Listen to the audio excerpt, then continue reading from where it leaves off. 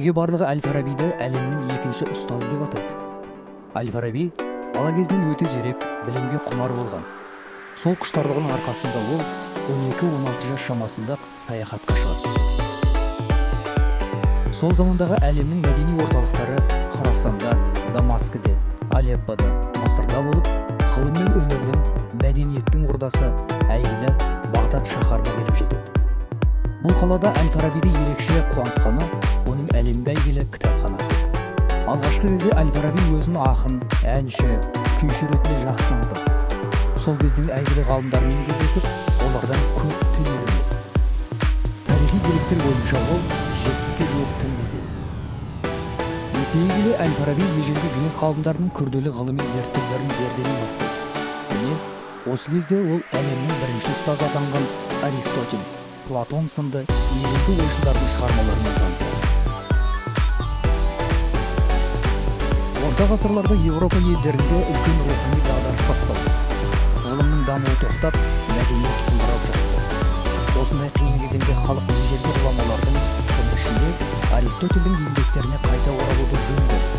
Бірақ ол уақытта Аристотельдің кейбір құнды ойлары бұрмаланып, оны түсіну қиынға соғады.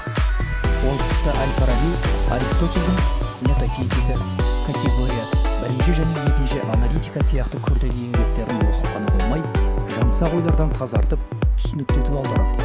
Содан бастап, халық Әл-Фарабидің еңбектеріне жүгіне бастайды. Көптеген ғалымдар шығыс мәдениетін, оның тарихы мен дәстүрін Әл-Фараби шығармалар арқылы жақын таниды. Сол замандағы ғалымдардың пікірінше, оның еңбектері Еуропадағы қайта өрлеу дәуіріне, яғни Ренессансқа басталды. Осылайша дара тұлғамыз батыс пен шығысты байланыстырған алып көпір болмақ. Сондай-ақ Әл-Фарабиді дүниеге танытқан тағы бір еңбегі «Музыканың үлкен кітабы» атты туындысы.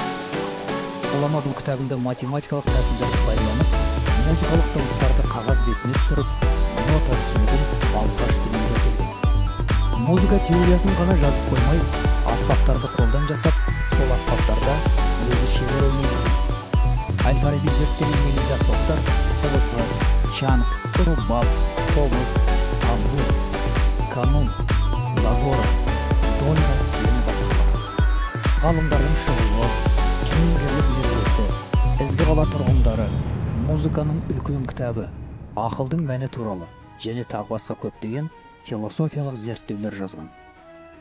Ғылыми деректерге сүйенсек, Әл-Фараби өзінің 80 жылдық ғұмырында философия, логика, этика, метафизика, тіл білімі, жаратылыстану, география, математика, медицина, музыка салаларында 150-ге жуық трактаттар жазып қалдырған.